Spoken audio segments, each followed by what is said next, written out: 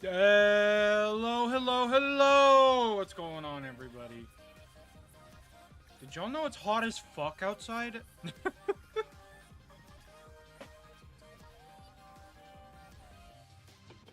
Alright, hang on.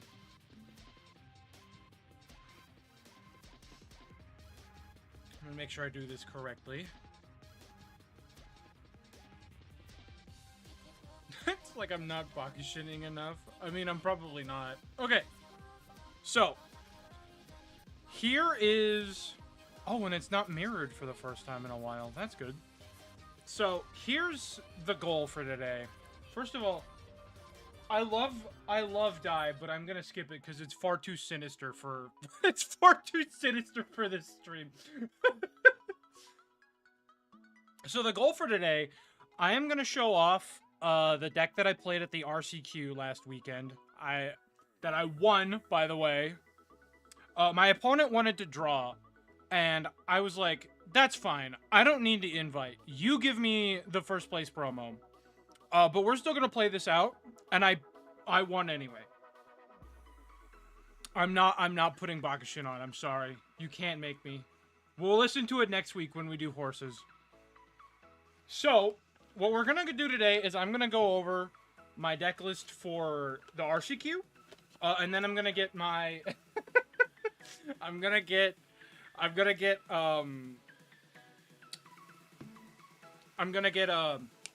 my deck for today ready. So this, for those of you that don't know Magic all that well, the RCQ season this time around is modern. So the deck that I'm playing is Golgari Yawgmoth. I'm playing Yawgmoth's Jacuzzi, as I like to call it. We'll just go down the line in the curve and talk about each card, because they're all very important. And I'll go around... I will mention cards that I'm either planning on changing or that I am, like, not running.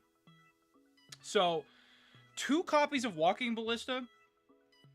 You want more than one, because, first of all, with a card that I'll get to later, it's very important that you have a second copy in case you need to target it.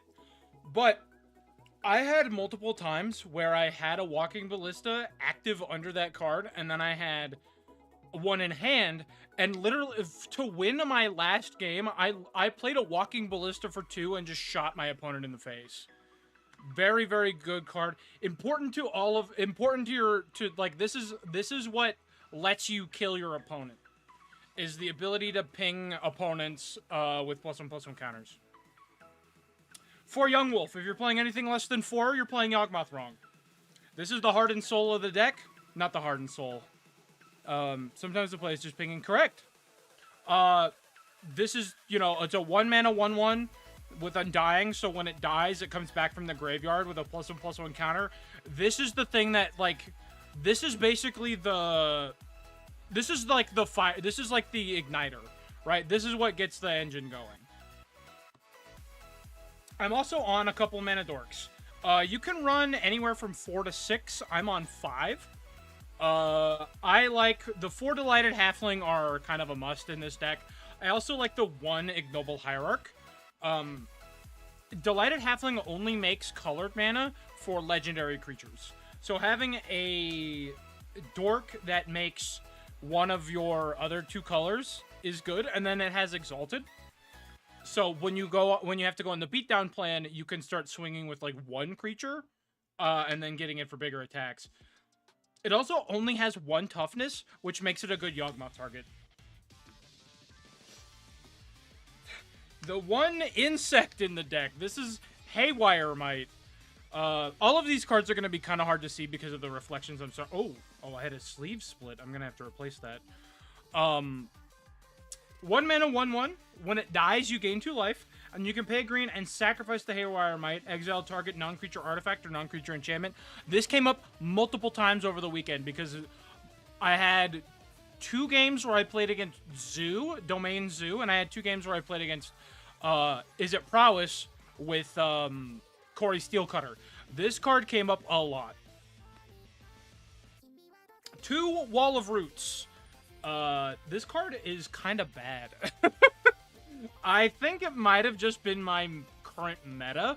This is probably insane against Boros Energy, but I only played Boros once, and I never saw it. And it kind of just underperformed the entire day. So if I cut anything to try something new, it's going to be Wall of Roots. 2 Bowmasters. Never seen a wall I liked, TBH. Look, I am an old head. I love Wall of Roots. This card just does not do enough in this current metagame. It blocks pretty well, but like if I'm having to block with a dork, it's probably not going my way. So, 2 Bowmasters. You can run anywhere from 2 to 4. I like 2 because I'm on Court of Calling, so I can find it at instant speed. And I don't really need... Like, I prefer having more space for tech options. So, 2 is fine for me. I was on 3 at one point, and it felt like too much. 1 Hapatra, Vizier of Poisons. This card is nuts. This card overperformed this weekend. It is insane how good this card is against Prowess. Just making, like, shrinking all of their flyers and then just making a bunch of 1/1 Death Touchers. This card was a house. I attacked with this thing multiple times. Like, this card is absurd. I don't think I'd play more than 1. Again, I'm on Court of Calling, I'm on tons of ways to find creatures. But, like, I would, like, as long as I play this deck, I will probably never cut this card. This card was absurd. Also, it's uncounterable with Delighted Halfling. 2 copies of Endurance. This card never came up. Literally never came up. I didn't see Goryo's Vengeance once. I don't think we even had a Goryo's Vengeance player in the venue. I was the only person on a graveyard deck. Like a real and true graveyard deck. We had a couple Murktide players, but like this card does nothing against Murktide. Like you flash it in and block Murktide, and then you, like, what do you do? I think in the future I might move this to the sideboard, like move 1 to the sideboard, keep 1 in the main, just because like it felt like it just did not do enough. And then the main man himself. Oh, 4 copies of Yawgmoth for Thran Physician. This is the glue that holds the whole deck together. Pro-humans came up a lot, especially in Prowess. It's very funny that most of their threats are humans, so you just block them all for free. Pay 1 life, sacrifice another creature, put a -1/-1 counter on 1 target creature, and draw a card. This works really funny with Undying, for those who don't know. +1/+1 counters and -1/-1 counters cancel each other out. So, Undying says a creature with Undying can only come back from the graveyard if it didn't have a +1/+1 counter on it.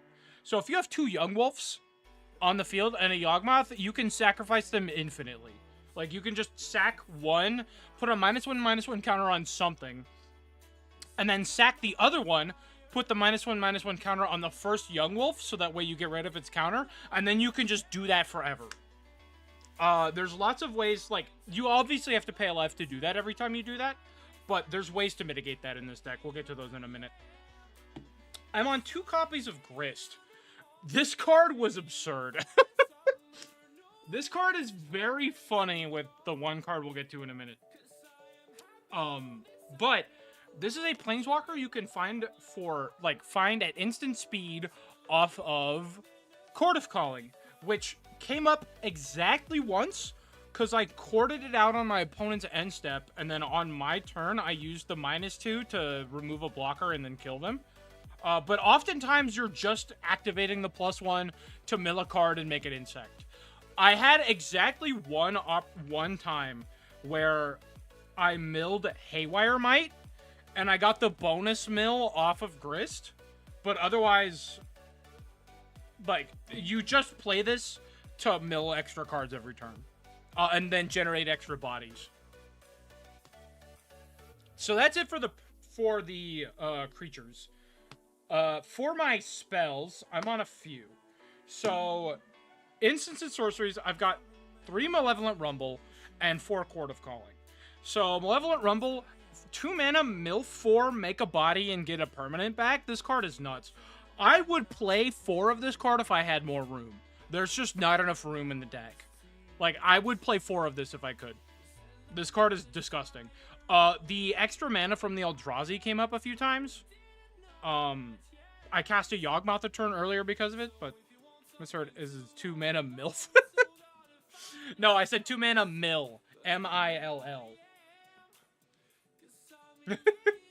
And then Court of Calling. I am on Court of Calling over Green Suns.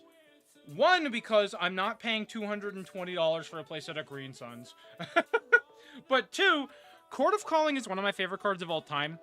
Because of how flexible it is. I killed my opponents at sorcery speed with this card. I killed my opponents on their end step with this card. I killed my opponents on my own end step with this card. This card is absurd. It is probably the best green, like one of the best green cards ever printed. And I don't think people understand how powerful it is to have an instant speed creature tutor onto the battlefield with Convoke. Convoke makes this card so much more broken. Hey Roxy, what's up? Okay, now, I have 3 sleeves here without any cards in them. You all might be wondering, what the hell is that for? Those 3 cards were this. This is Agatha's Soul Cauldron. Till evening hangouts. Nice, that's kind of what I'm doing. I'm chilling until I have Store Championships here in a couple hours. So, I was playing 3 copies of Agatha's Soul Cauldron. This, like, might be a sleeper pick for the most broken card Magic has ever printed. Like, genuinely might be the most broken card Magic has ever printed. So, 2 mana, Legendary Artifact. You may spend mana as though it were mana of any color to activate abilities of creatures you control. Creatures you control with +1/+1 counters on them have all activated abilities of all creature cards exiled with Agatha's Soul Cauldron. Tap, exile target card from a graveyard. When a creature card is exiled this way, put a +1/+1 counter on target creature you control. Oh, I'm gonna be real with you, Nat. Making different colors of mana, that is not why you play this card. This card is broken for so many reasons. So, remember how I said... Yeah, what's up, kitty? So, remember how I said this card lets you shoot your opponent? So, if you put this under an Agatha's Soul Cauldron, all of your creatures with +1/+1 counters can shoot your opponent. If you put an Ignoble Hierarch or a Delighted Halfling underneath an Agatha's Soul Cauldron, all of your creatures with +1/+1 counters can tap for mana. If you put a Haywire Mite under a Soul Cauldron, all of your creatures can pay a green and sacrifice themselves to blow up an artifact or an enchantment. The important one, if you have a Yawgmoth under a Soul Cauldron, all of your creatures can pay a life and sack another creature to put a -1/-1 counter on a creature and draw a card. Yeah, this good ability, they all do this. Also, I didn't mention it, Yawgmoth has the ability to pay 2 black, discard a card, and proliferate, so you put extra counters on all of your stuff. That came up exactly once when I needed to just pitch a card to the graveyard. And it was very good. So I will mention, there's a special quirk with this deck that I find very funny. Grist here. Grist here is a modern-day Planeswalker. It was printed in Modern Horizons 2. Grist has a static ability on it that says, as long as Grist the Hunger Tide isn't on the battlefield, it is a 1/1 insect creature in addition to all its other types. So, if you put a Grist under an Agatha's Soul Cauldron, all of your creatures are Planeswalkers now.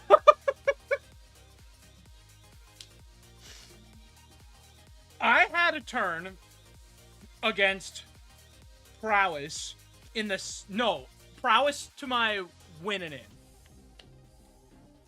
Where I put Grist under a Cauldron, and I managed to just block my opponent forever, because I had 3 Young Wolves with counters on them, and every turn I would just generate 3 insects until I stalled the game out. This card is not okay. This card is just absurd. The reason I don't... Oh, whoops.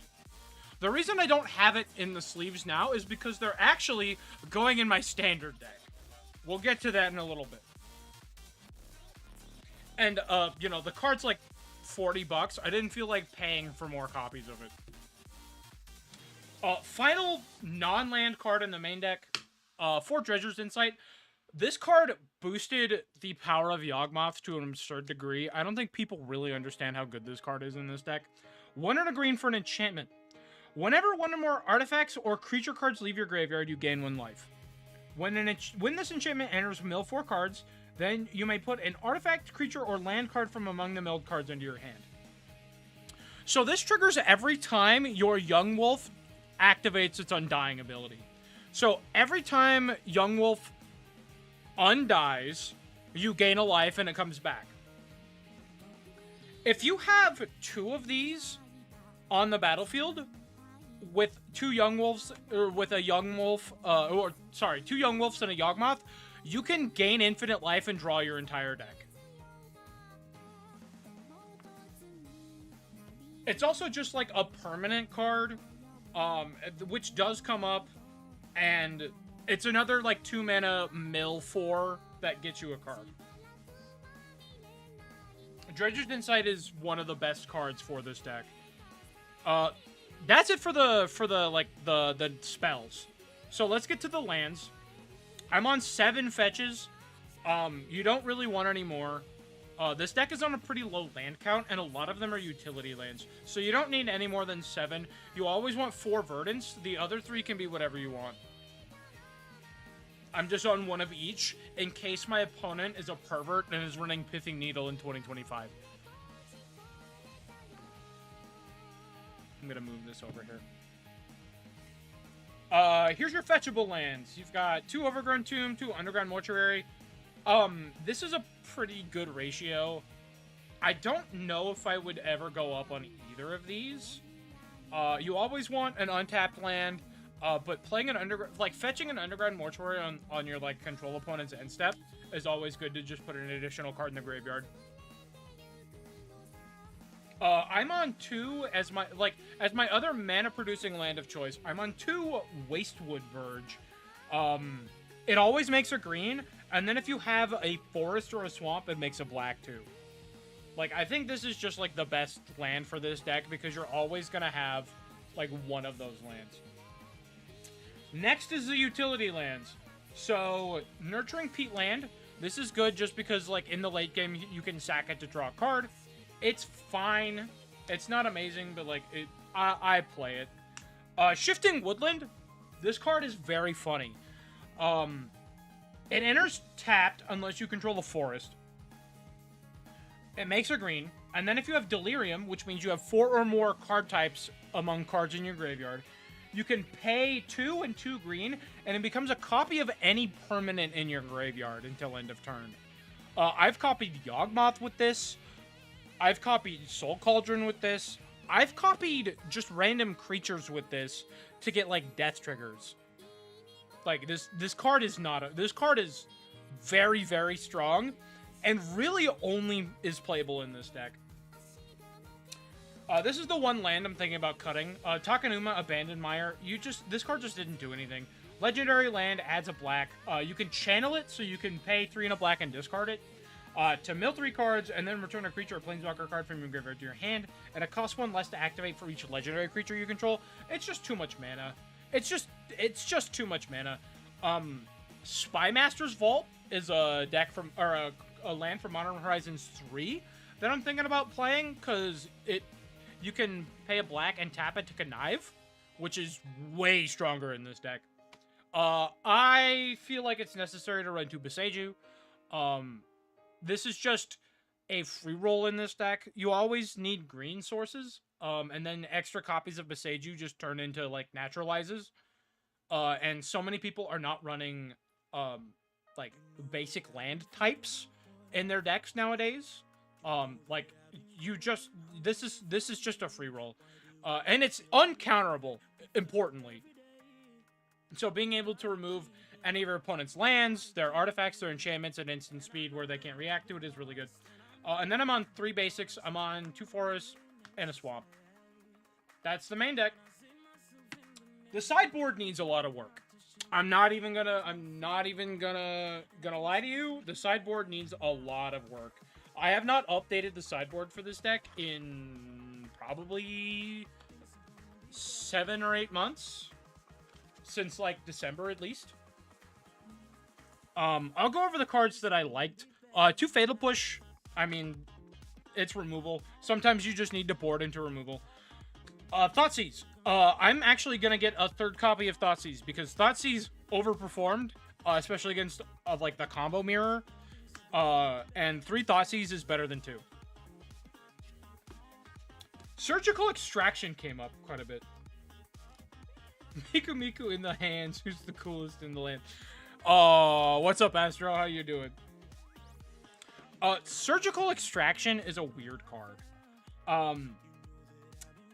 It came up once against Zoo and then once against Boros because I paid 2 life to exile their Flage, and that won me the game.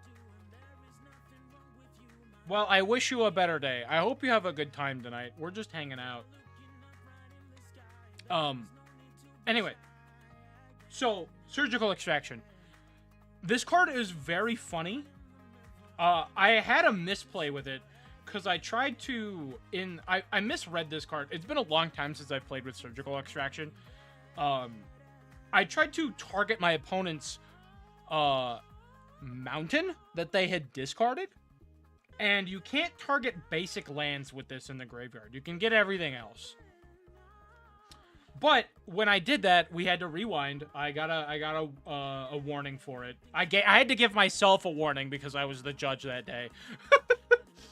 But I instead targeted the fetch land that they put into their graveyard, and I effectively mind twisted them because the rest of their hand was Scalding Tarns. So they were stuck on 1 land with all of their fetch lands exiled. It was quite the play. Alright, and then here's the cards that I'm, like, not sure on. Vexing Bauble is really good into decks that I do not know. I don't know what this card is good against. It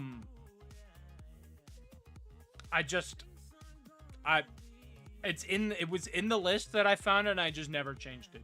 So I'm gonna keep these in here, but they could be on the chopping block. Cards that are next that are definitely on the chopping block are 1 Anoint with Affliction and then the 3 Fulminator Mages. Fulminator Mage is so bad. This card is not good anymore. It makes me sad. Against Tron, you just can't hate their lands out. You just can't hate their lands out anymore.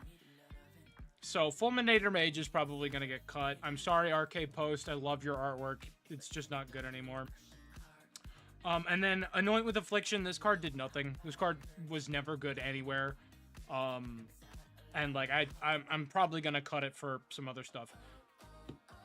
And then, finally, we have more Artifact and Enchantment hate. 2 Force of Vigor. I actually boarded both of these in, and I pitched one to the other and won a game against Domain. That was funny. And then Rexage. Rexage is Artifact and Enchantment hate that you can get off of Court of Calling. Very important. Huge for this deck. And that was the Modern RCQ. Round 1 was against Prowess. It was the one game that I lost that day. Round 2 was against Blue-Black Murktide. I won that one. Round 3 was against Tron. I won that one.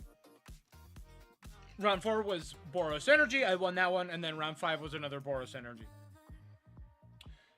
I was 4-1, so I made top 4. I cut the top 4. I played Domain Zoo. Domain Zoo would have been extremely tough if we were timed. Thankfully, top 4 rounds are untimed for the RCQ. So I managed to just, like, grind them out in game 3 and won on a single life. They Tribal Flames me to 1. And I won the game off of it. That was real fucking tight. It turns out having Scion of Draco be all 5 colors is really problematic. And then the finals was Prowess. Different Prowess player, by the way. Undefeated for the entire event. Up until, you know, we drew, but, like, we played a game, like, we played a match to see who would have won, and I ended up beating them. A very, very tight game. And it made me realize that I do not have any answers in my board for Prowess. So, like, I have to adjust my sideboard for that. Other than that, like, I think Modern's in a really good place right now. I had a really good time with the event. I want to play more Modern. We're getting Shockland reprints here in a couple of weeks, which is important for the format, because Shockland started to get a little expensive. But I think the format's good. There's a lot of good decks that you can play for, like, a reasonable... I'd say reasonable. Like, reasonable for Magic the Gathering. They're cheaper than some standard decks right now, which is fucking wild to me. But, like, mid-range is good, aggro is good, combo is good, control is good. Like, all of these decks are playable. And, like, there's tons of variety in the format. Like, I think Boros Energy could be taken down a notch, but, like, other than that, I think, like, the format is really, really healthy. And that makes me feel good about it. Does anybody have any questions? I know I speak really fast, and that was a lot of information. Do we have any questions? Anything at all? Before I start getting into the standard deck.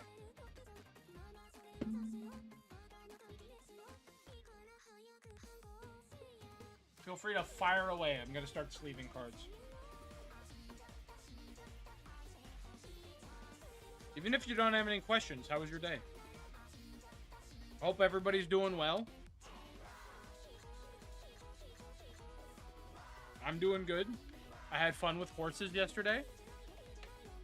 I had a really good salad right before stream.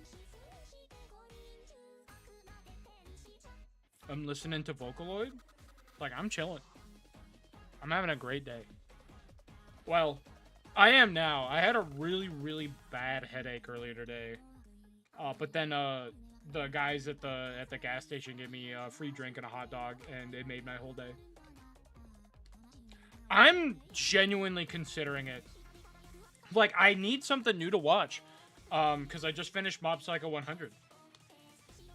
I had to nap because of a migraine. I was getting there. Like, it was making my vision blurry. Like, it was bad. Like, it had been a while since I had had a headache that bad. But all I needed to do was eat. Like, I needed to eat, I needed food, and I needed caffeine. And it fixed me. Like, sometimes it's just like that.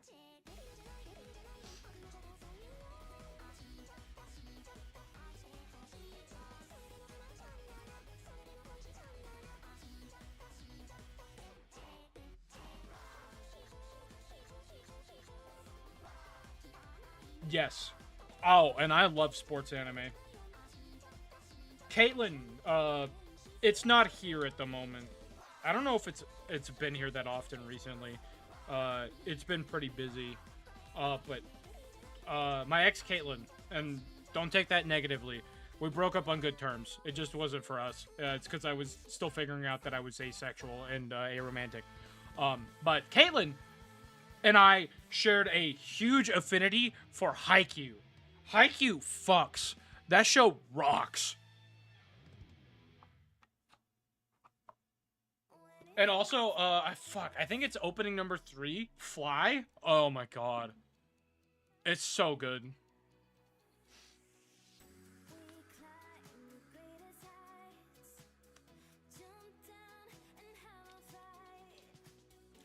I need some more sports anime to watch. I guess I should just watch the Musume anime. A Gateway sports anime? That's fine. There's a lot of anime that I like that I would consider, like, gateway anime. I'm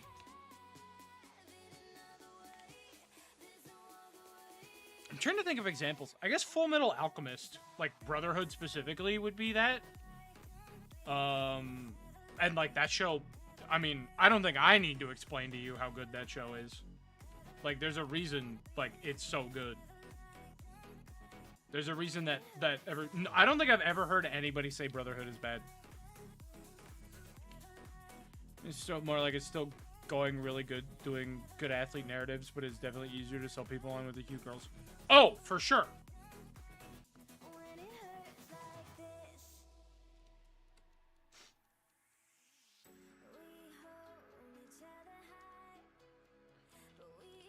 Oh, excuse me. Pardon me.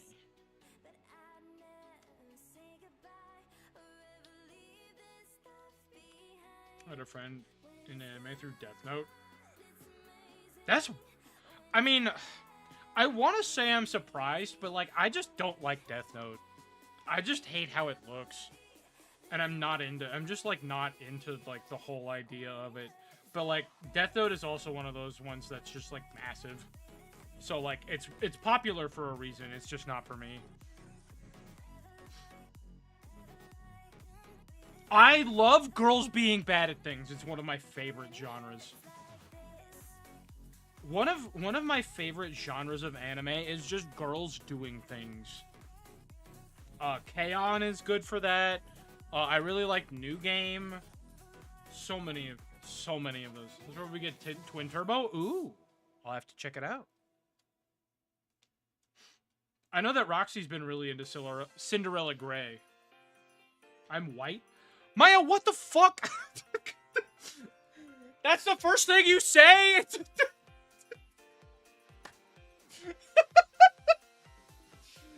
I've been here for like half an hour already. What do you mean?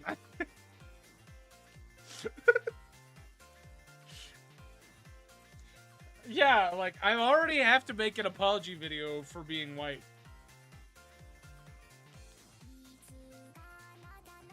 Oh, I still need to watch Girls Bad Cry. I'm just gonna add it to the list. Went shopping? Oh, I see. I hope shopping was good.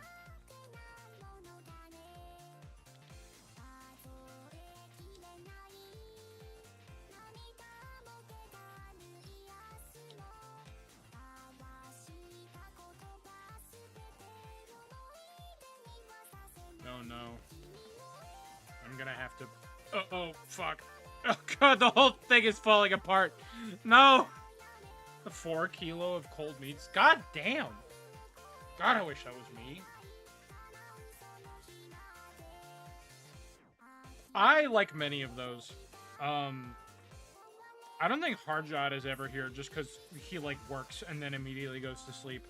But, and this is not really a show about girls doing things. But fucking Shokugeki Food Wars is peak anime. Just don't watch the final season. The final season is so... It's just no. It was too much.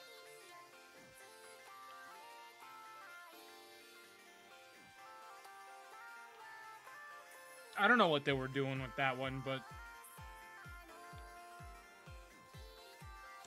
Like, the actual ending for the show, in my opinion, ended, like, came along with Season 4. Like, that was a perfect ending to the show. And then they gave us more weird shit. Have you watched the Princess Connect anime? I have not. I don't even know what that is. Look, I am really behind on my anime watching.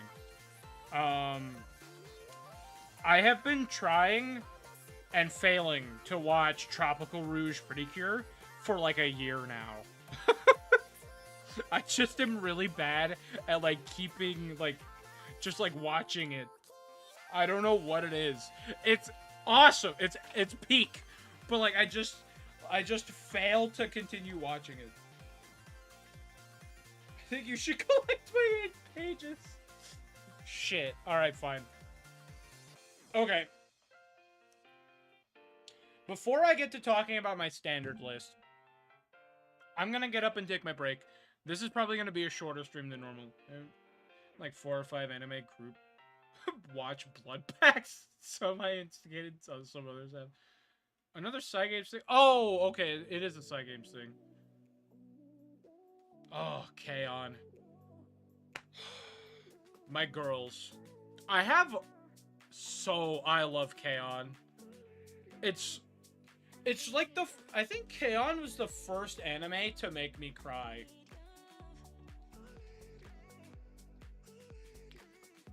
Oh, Doremi sounds like fun. I'm just like, there's so much Precure. I feel like I can't watch all of it. Alright, gang. I'll be right back. Just a couple of minutes. BRB.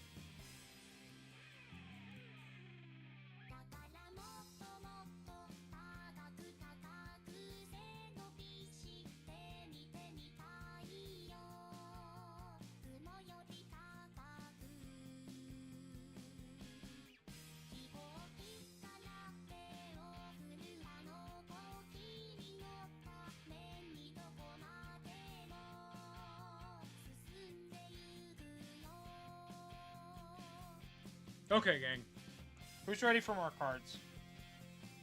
I know I am.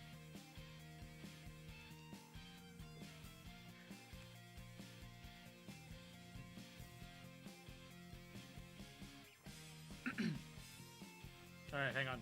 There we go. Okay. So,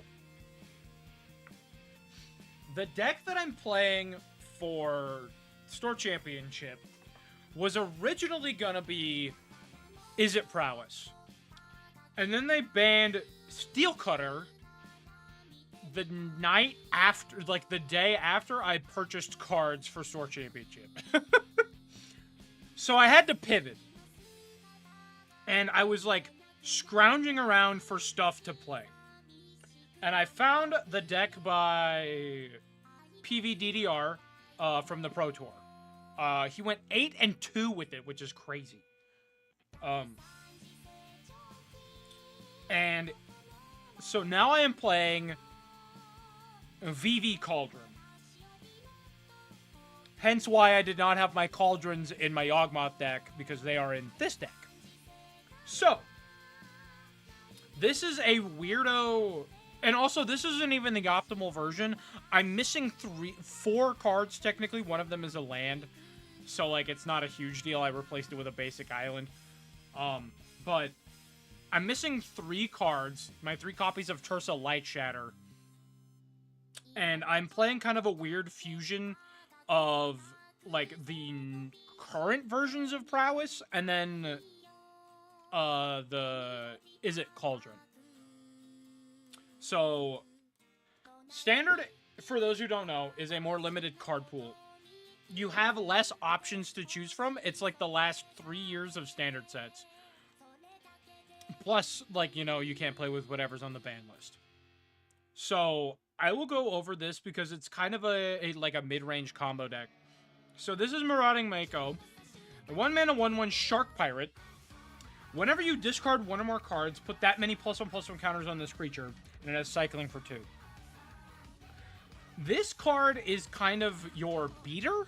Like, this, like, you just want to attack with this guy.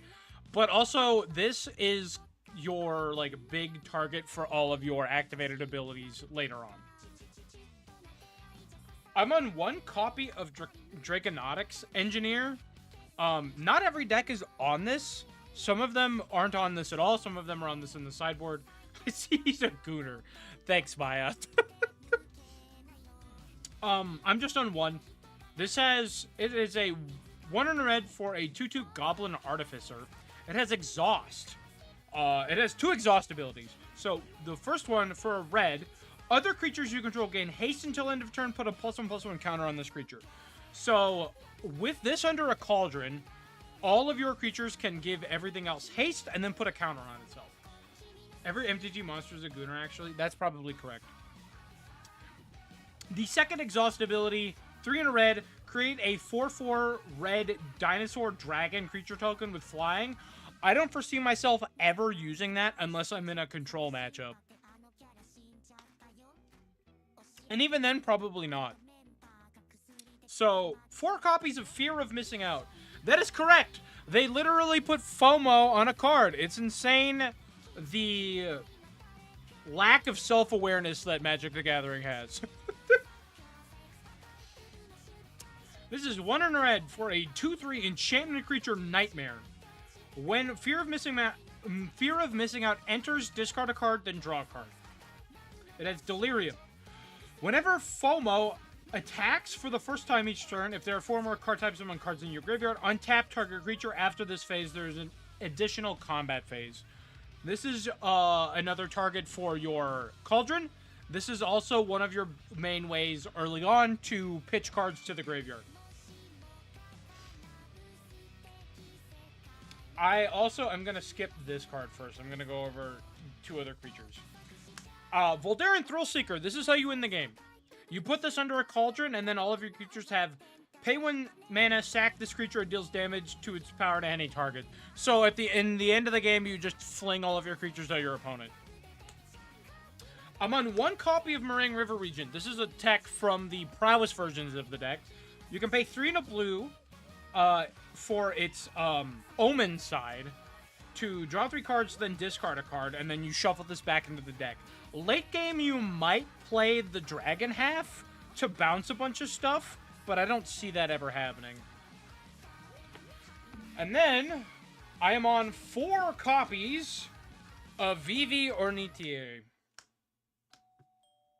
As you can see, these aren't in English. There's a reason for that. English copies of this card are $60.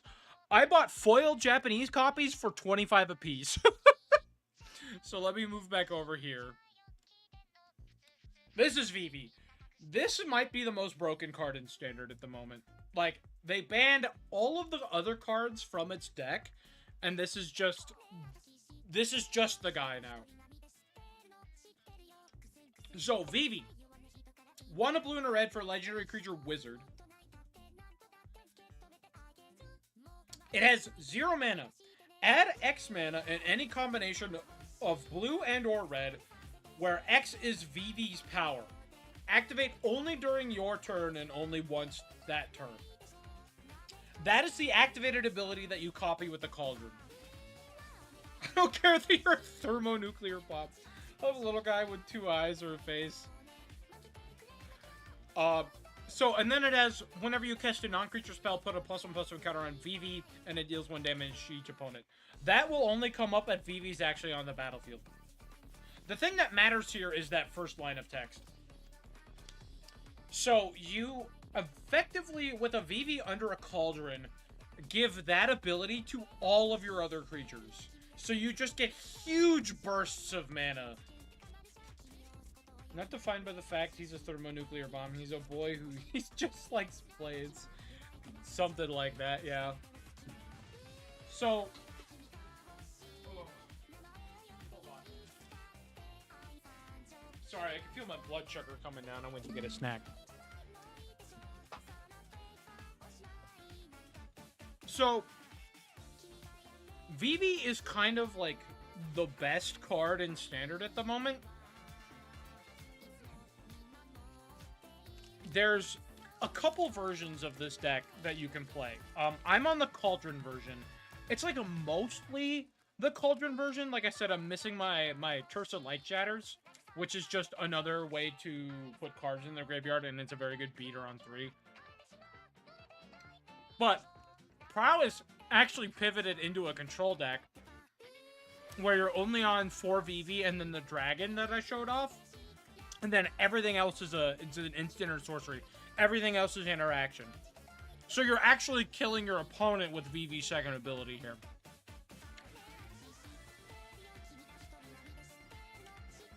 I'm kind of on a hybrid of both. So, we'll see how it goes.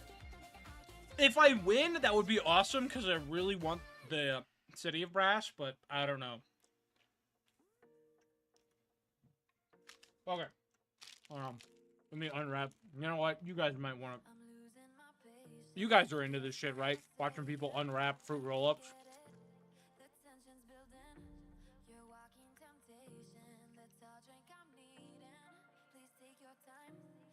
Just let that one go.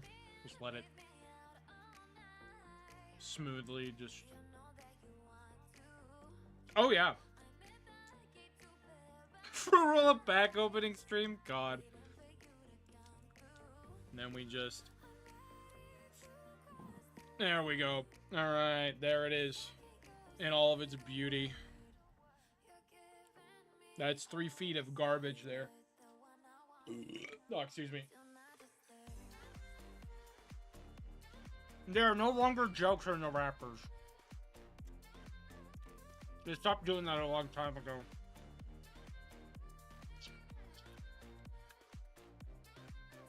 Whimsy has been dead for a long time.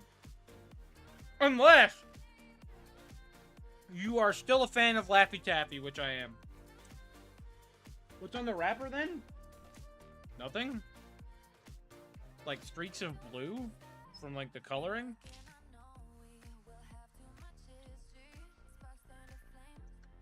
It's cringe. What's the fucking point? Because it tastes good and it brings my glucose up.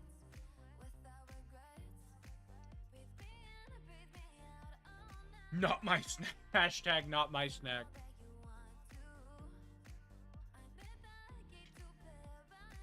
Okay. So let's get to the one thing that's like... So, okay. I'll go over the cards that would be Tersa Light Shatters. So these three here would be Light Shatters if I had her. Do a joke, white girl.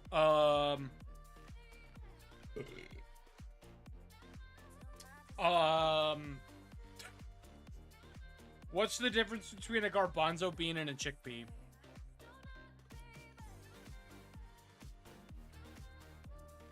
What's the joke? Does anybody know? Does anybody know the difference between the garbanzo bean and a chickpea?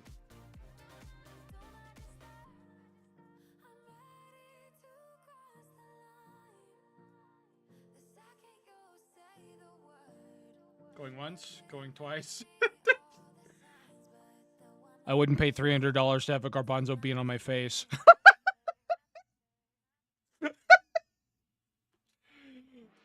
Thank you, folks. I'll be here all week.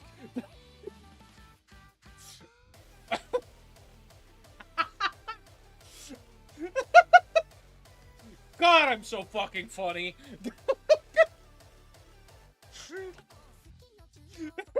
-2. Don't you dare -2 me. You asked for a joke. I gave you what you asked for.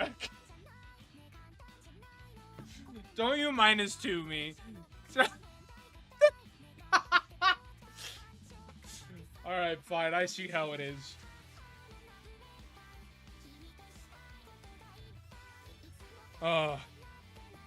Okay.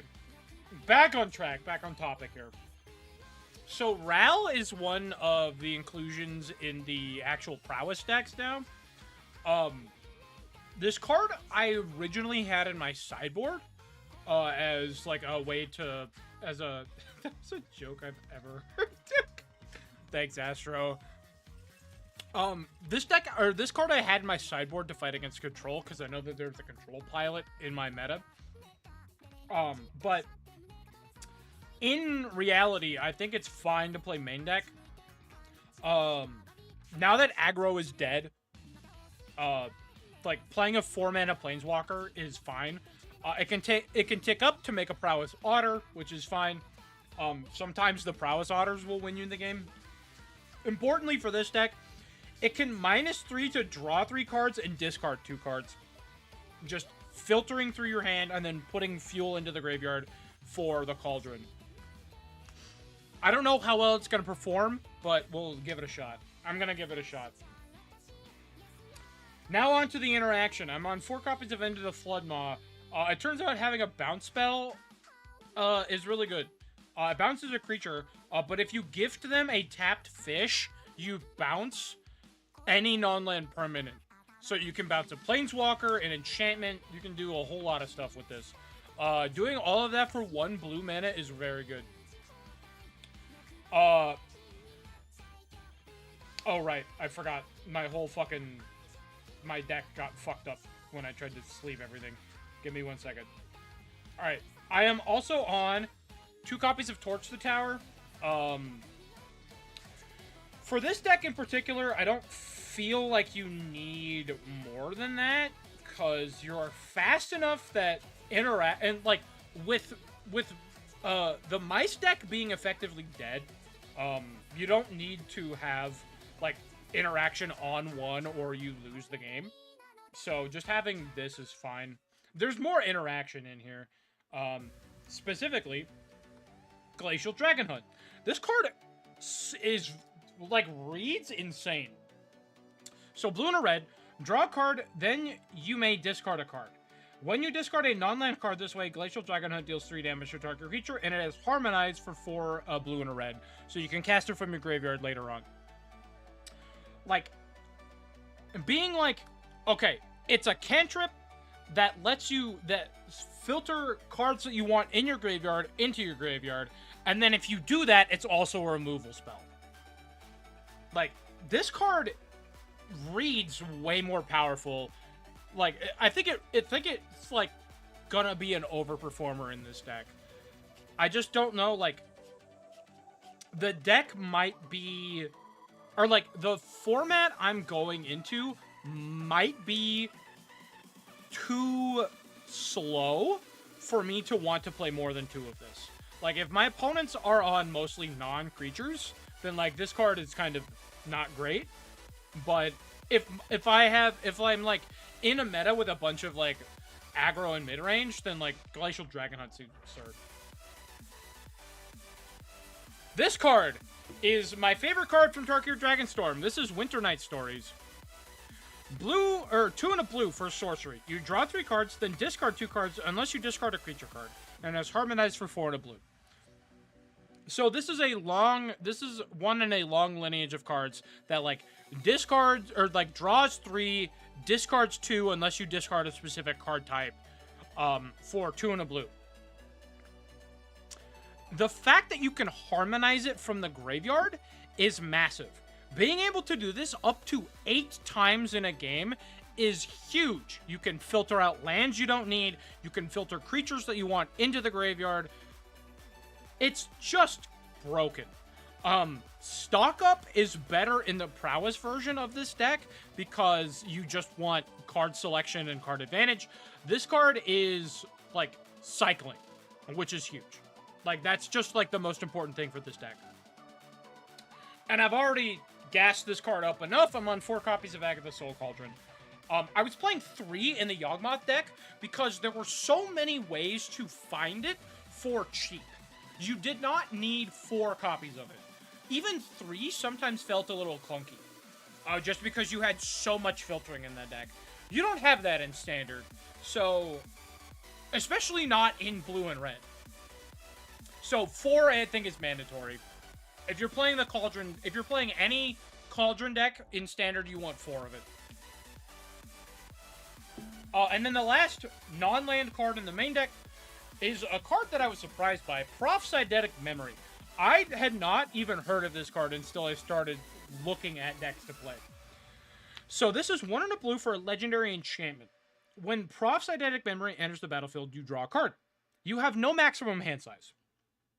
At the beginning of combat on your turn, if you've drawn more than 1 card this turn, put X +1/+1 counters on target creature you control, where X is the number of cards you've drawn this turn -1. So, if you have, like, say you have, like, a common play pattern with this deck would be Mako on 1, Profs on 2, put a counter on Mako. So you draw an extra card, counter on Mako, attack for 2. On 3, you can cast Winter Night Stories. So you draw your card for turn, you draw 3 with Winter Night Stories, pitch whatever creature you don't want, put a ton of counters on Mako, because you discarded at least 1 card. And then you put even more counters on Mako because you drew 3 additional cards with for Prophytic Memory. So then you're attacking your opponent for, like, 7.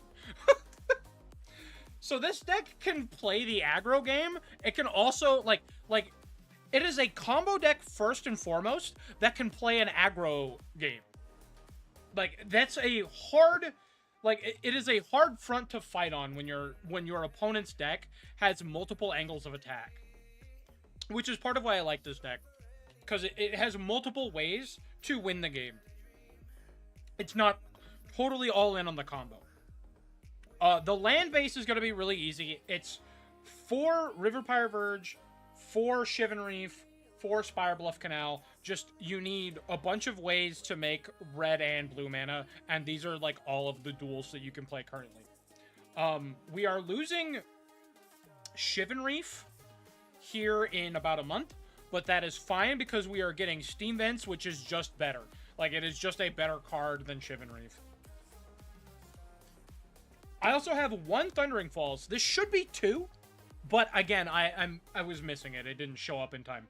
So Thundering Falls, it is a land. It's an island and a mountain. It enters tapped. It always enters tapped. But when it enters, you can surveil 1. So you look at the top card of your library, and you can choose to either leave it there or put it into your graveyard. So a lot of decks are playing 3 of this card just because it is a dual land that mills you a card. And having more cards in your graveyard is really what this deck wants. So, like, if I can get more copies of this, I'm just going to play. I will play up to 3. And then, like, the rest of the deck, I have 3 mountains and 1, 2, 3, 4, 5, 6 islands for a total of 9 basics. I'm on 22 lands, which seems kind of low, but like the amount of filtering that this deck has is so high that it's like not a problem. I will give this a quick shuffle. If you are a fan of Heart, you should avert your eyes for what I'm about to do.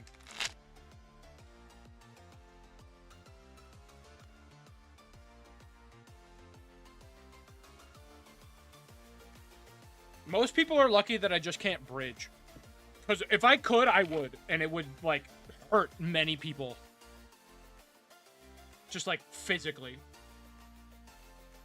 Because I did this... I do this all the time with decks that I can do this with. I can't do it with the Yawgmoth deck because it's triple-sleeved. But, like, most of my other decks are all single-sleeved. So I will just do this constantly. I did this at a Yu-Gi-Oh! Regional once, and I had some dude actually get mad at me. Because I riffle shuffled my deck, and I was like, I don't know what you want from me, bro. I'm trying to give it a good shuffle.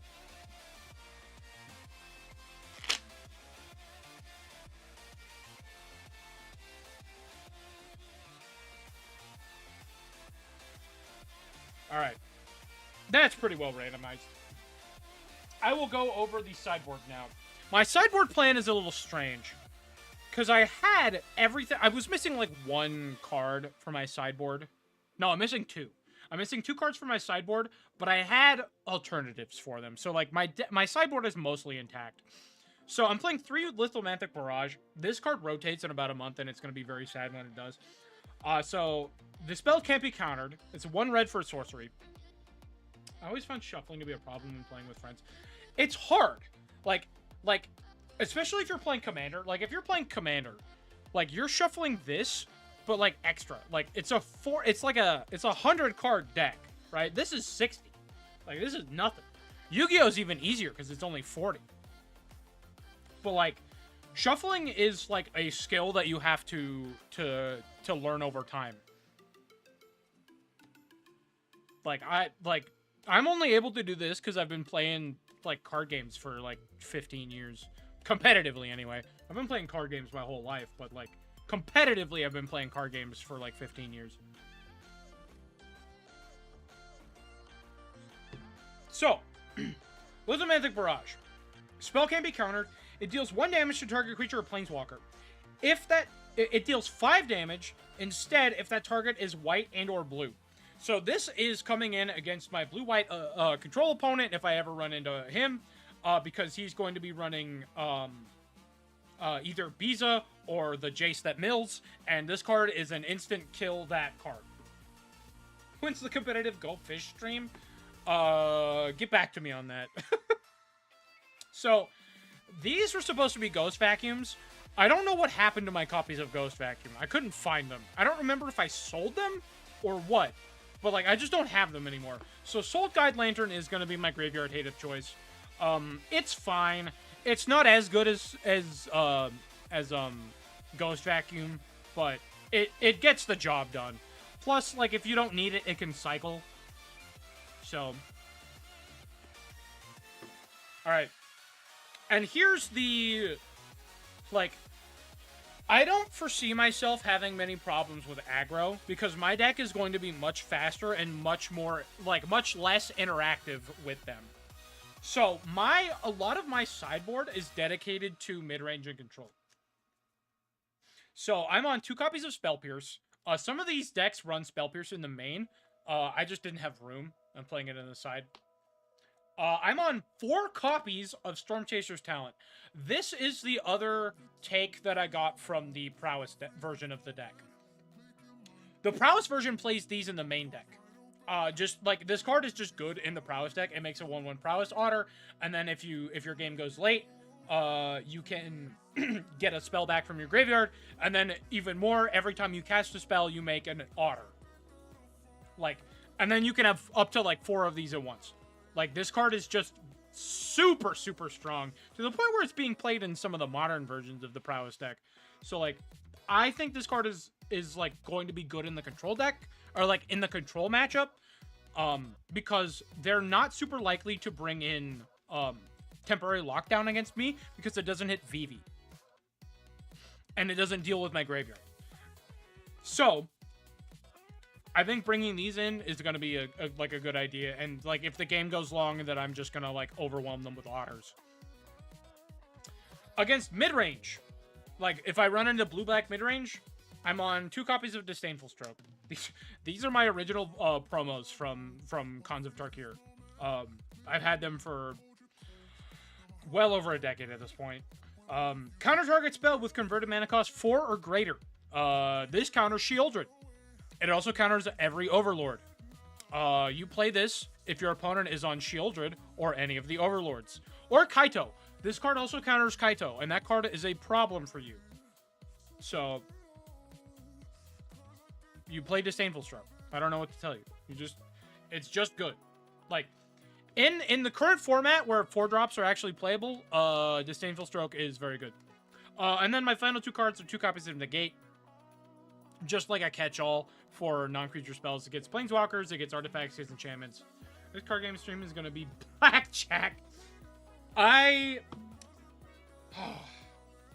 have considered playing Balatro. I just don't know if I have it in me. I'm not very good at Balatro.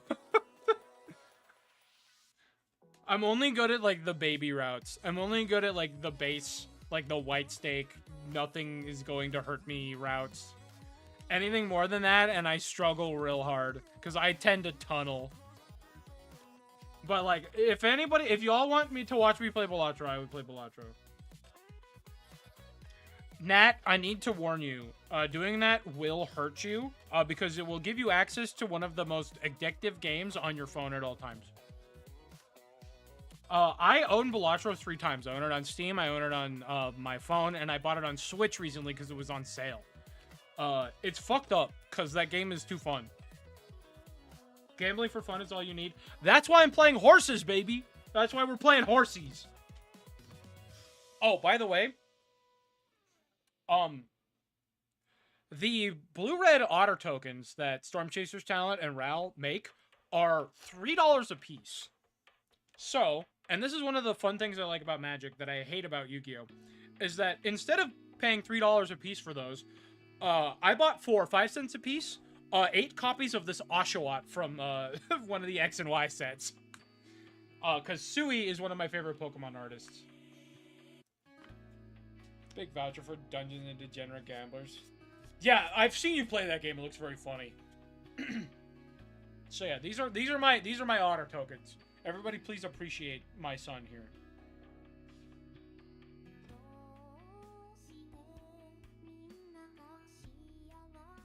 Oshawott is my favorite starter from Black and White. It's wild how all of the starters from Black and White are kind of bad. But I love Oshawott. He's my baby. This is my son.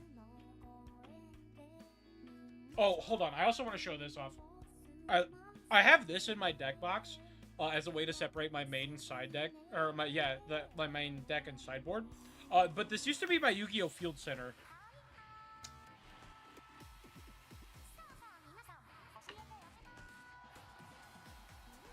If anybody knows anything about Weiss Schwartz, you can tell me if this card is good or not. Because I've owned this card for several years and I have no idea. I also own the Wendy. But I don't own the Urza because the Urza was like $100.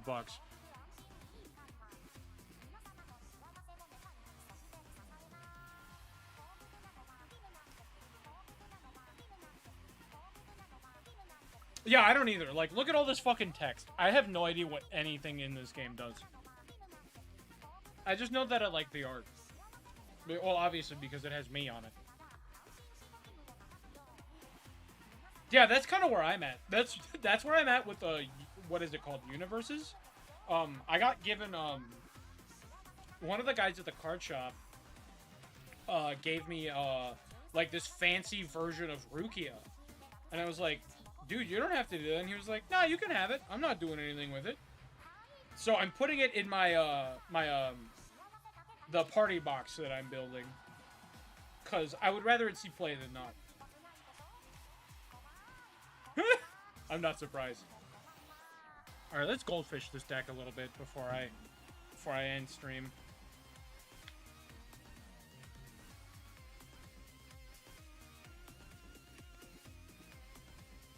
Alright. Alright, let's see here. Alright, what's my opening 7?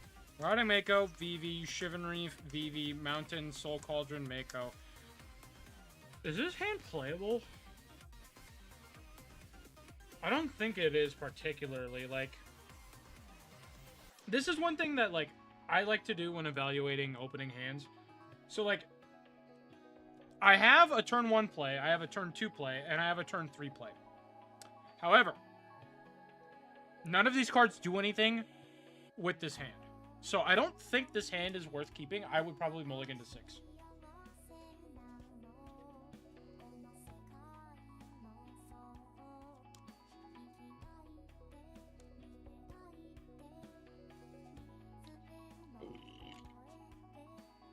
Oh. Does anybody have any questions? I know that, like, not all of you play Magic. You're just, like, hanging out. And I would like to answer any questions if y'all have any. Because I think, even if you're not interested in playing, knowing more about something can increase your enjoyment of it. This is why I watch, Smogon content, even though I have no interest in playing it. I, like, boot up random battles occasionally. But I watch some Smogon content just because I like learning.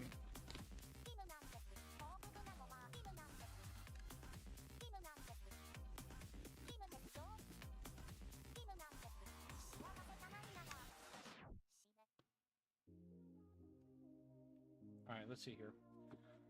Okay. Torch, Floodmaw, Ral. Alright, this hand has exactly 1 land. This hand is unkeepable.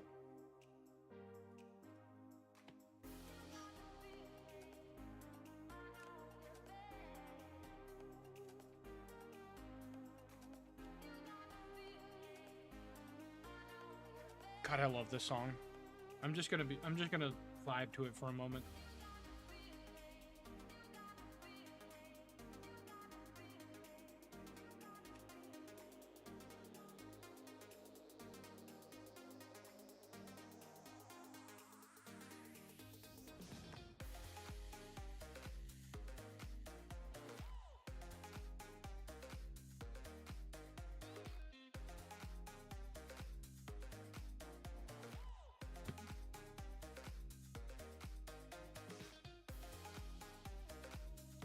So good. Okay. Cauldron. Land, land, land. Fear. This, I think, is a keepable hand. I think this one is keepable. I might I'll try to goldfish this one. I'll pretend I'm going first. So let's see here. Let me move my deck over here a little bit. So I'm gonna go Island, pass. And then my opponent goes, and then it's my turn. I drew another island. So I think here we go River Pyre. So now we have both blue and red available.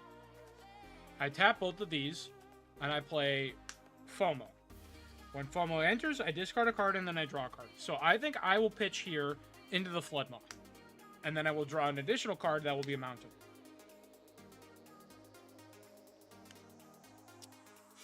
I think that was incorrect. I think I'm going to change that. Because I think I'm going to put that back. I'm going to take this. I'm going to pitch an island.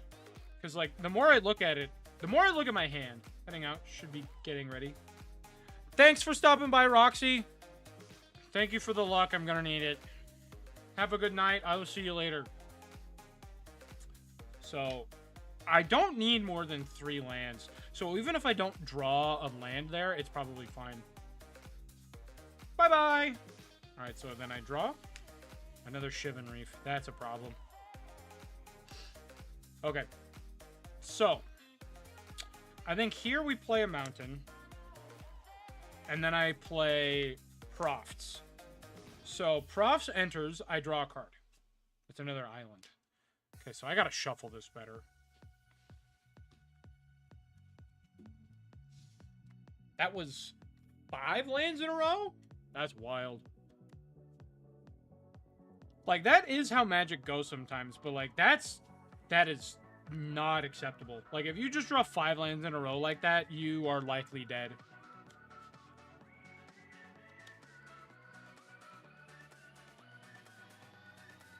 Okay. Try that again. 3, 7.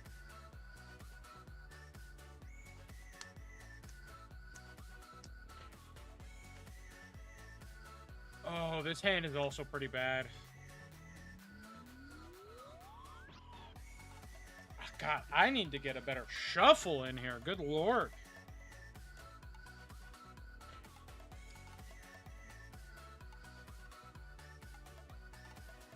This is one of the problems with playing combo decks, is that sometimes they're just wildly inconsistent, which is like it's the risk you take with playing a combo deck. You always trust 3 basic lands? Sometimes, yeah. Like, I'm not on a whole lot of, like, dual-pipped cards. Okay, Reef, Falls, Profs. Okay, this hand I think is keepable. So this hand looks bad, but you've got 4 lands, one of which will enter tapped and mill a card. And then you have Winter Night Stories, which can, like, mega filter you. So I think I will try this one. They're actually... Natalie, you'll be surprised to know this. There is a deck in Legacy that is... I think it's somewhere in the range of 48 to 52 lands. That's been, like, a staple of the format since its inception. Like, it's called Lands. Like, the name of the deck is just Lands. Alright, so I Thundering Falls, I Surveil, Torch the Tower. I think Torch the Tower is not good here, so I'm gonna mill that. So then it's my turn. Draw. And there we go. Alright, so I drew Marauding Mako for turn. So I think here I play River Pirate Verge. And I go... I think I play Soul Cauldron first. So the thing about Soul Cauldron is that if your opponent is on a graveyard deck, it is incidental graveyard hate that you get to play main. But also, you can steal their activated abilities if they have them, which can come up. So I like Cauldron on 2 there. Alright, so I untap, draw. I drew a Spire Bluff Canal. That's good, because that, as my 3rd land for turn, this will enter untapped. So now I think I go Marauding Mako. And then I play Prophetic Memory. Which, when it enters, I will draw a card. It was another Winter Night Stories. And then I will go to combat. I'll put a +1/+1 counter on the Mako.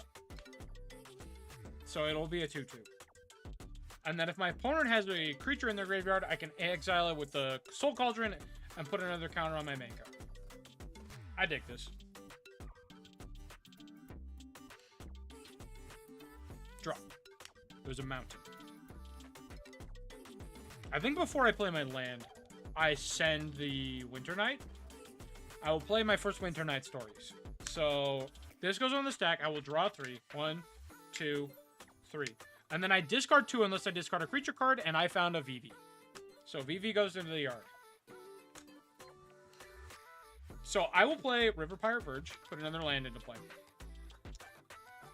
So I will then exile with the Cauldron my VV. So now my Mako has that ability and another +1/+1 counter on it. So it is a 4-power creature. I will go to combat. Frost will trigger. I'll put 3 more +1/+1 counters on this. It is a 7-power creature, so I will attack my opponent for 7.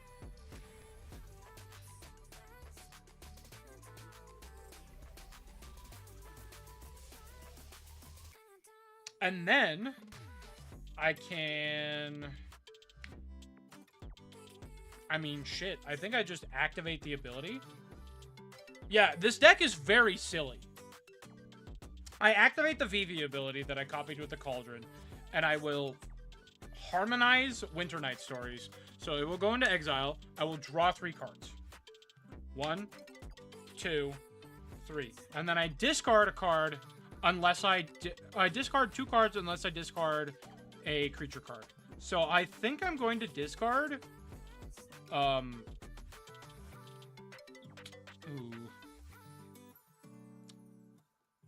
Oh, I actually have options here.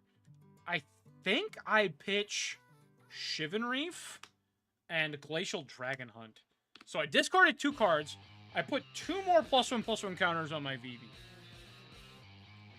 And then I can play with my 1 red mana left over from VV, a Marauding Mako, and then I have 1 more blue mana, and then this, I can play a Fear of Missing Out, and when this enters, I will draw, discard, then draw? I can discard Winter Night Stories, then draw a card. I'll put another counter on the Mako and another counter on the Mako.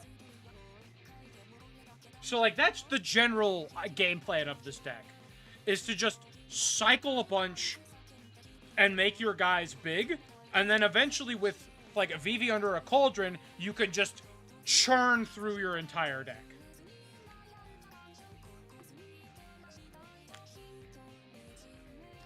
That's like the goal of the deck. And late game, like I mentioned, so let's say you have this whole board here. If I find, where are you? Once I find, oh my god, it was the top card of the deck. Once I find Voldaren Thrillseeker, and I discard it to something, I can exile it with the Cauldron, and then all of my creatures with +1/+1 counters have the ability to sacrifice themselves to shoot my opponent for whatever their power and toughness is. So this thing was a 9/9. I will just pay 1 and shoot my opponent for 9. And then, like, this one was a 3/3. That's 3 more damage. This thing is like a 4/5. That's 4 more damage. So, like, that's 16 damage just, like, right out of nowhere. Like, that's the idea of this deck. That's the strategy here.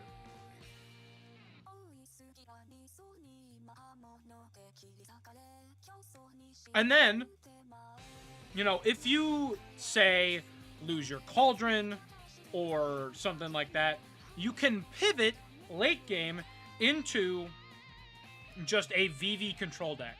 Because VV by itself is powerful enough to get, like, to do damage and generate mana and get stuff moving.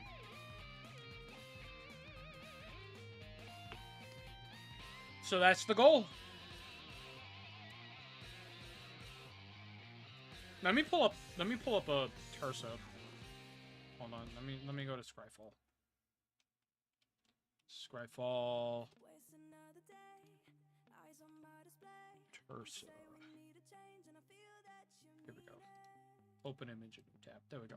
Alright, let me show the card I'm missing. So this is Tursa Light Shatter. So this is 2 in a red. Legendary creature Orc Wizard. It has haste, and whenever Tursa Light Shatter enters, you discard up to 2 cards, then draw that many cards. So you don't have to discard 2, but you can. Then when it attacks, if there are 7 or more cards in your graveyard, exile a card at random from your graveyard. You may play that card this turn. So, it cycles cards, and then late game, once you've got a ton of cards in your yard, you can start randomly exiling shit, and then just, like, getting huge tempo swings. So this is not an activated ability that you can put under Cauldron, but it is a beater that gives you more advantage and then synergizes with the rest of the deck by cycling cards. So, like, I'm missing... this deck plays 3 copies of this, and I'm missing all of them because they just didn't show up in time. If I had these 3, it would be so much stronger. Bakshi. I think I'm gonna win. Thank you. I will lean on the power of Bakshin. She will guide me to victory. Anyway, I think that's it for today. I don't think I have anything else. Like, I think that's everything. So before I go, let me pull up my new hyperfixation real quick. We can listen to this together.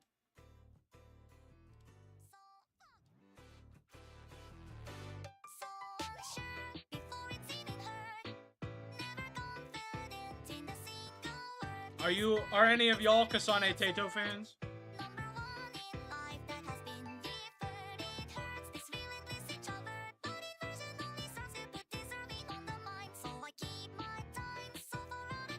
I know I'm late. I'm late to the... Says request from Leona DX. What do you mean? On the jukebox? Oh no. Oh no. I know I'm late to the Bird Brain craze, but man, this song goes so hard.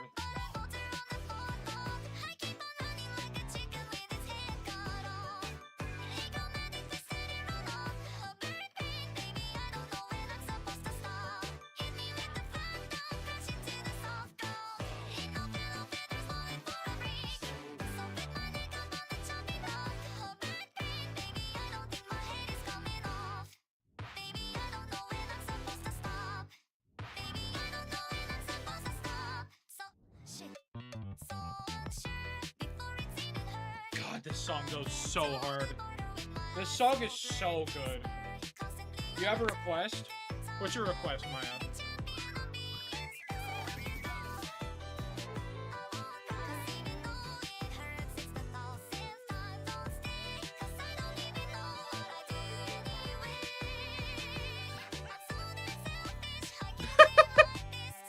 Of course.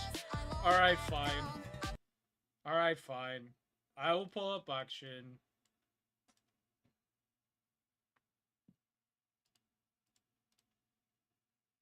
Nobody wants to listen to Tato. Everybody wants to listen to the cringe horse.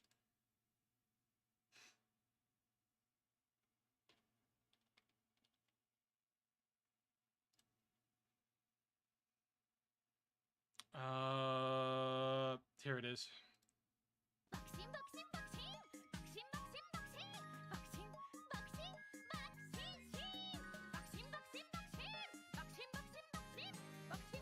I don't believe you.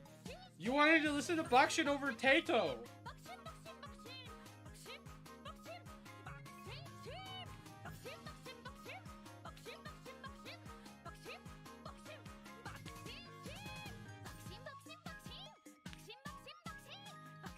I need to listen to more Tato. I just haven't listened to enough Tato. Tato is hag maxing, and I love that for her. Isn't she younger than Miku? Or I guess not, huh?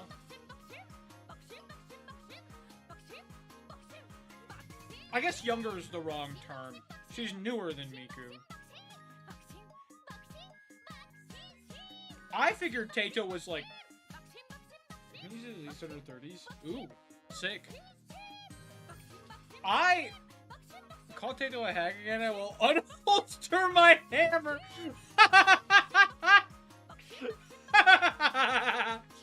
Oh no, the Latinas are fighting! The Latinas are fighting!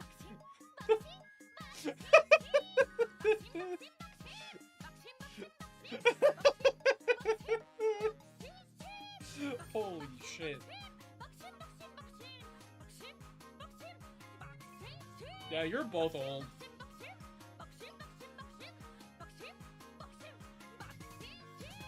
Oh. Damn, we're at a stalemate.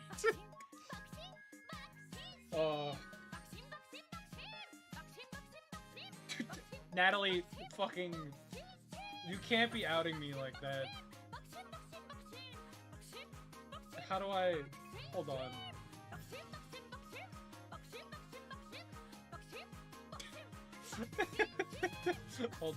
Hold on. Fucking... I survived driving with Bakshin playing. It depends for how long. Let me just,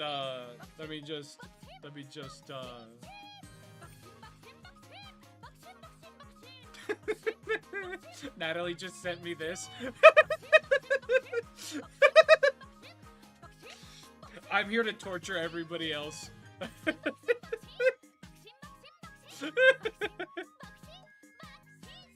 Oh my god. And now it's Tiny again. Oh. Gang, I think that's it for today. I think I'm gonna call it. I'm gonna eat some food. I'm gonna put my shoes on. I'm gonna get my deck list ready. And then I'm gonna go to my store championships. thank you guys for hanging out. Please wish me luck. I'm gonna need it. And I will see you guys. Remember, before I go, remember, regular upload tomorrow at noon CST. Last week, replaced the Ace Attorney playthrough, so Ace Attorney's going up tomorrow. So, be ready for that. We're getting to the end game for Ace Attorney 1. I hope you guys like it. It's been really fun playing it again. Next week, probably more of the same from this week. I still have to figure out what I want to do on Friday, but it's likely going to be more Senran Kagura. I'm going to try to fight Daidoji again, and if Daidoji explodes, we'll see. But I mean, I'm still kind of undecided. More horses for sure. Horses are happening again. Wednesday and Friday are kind of up in the air. We'll figure it out. But thank you guys for hanging out. I will leave you with Bakshin. I will see you guys next week. Bye, everybody.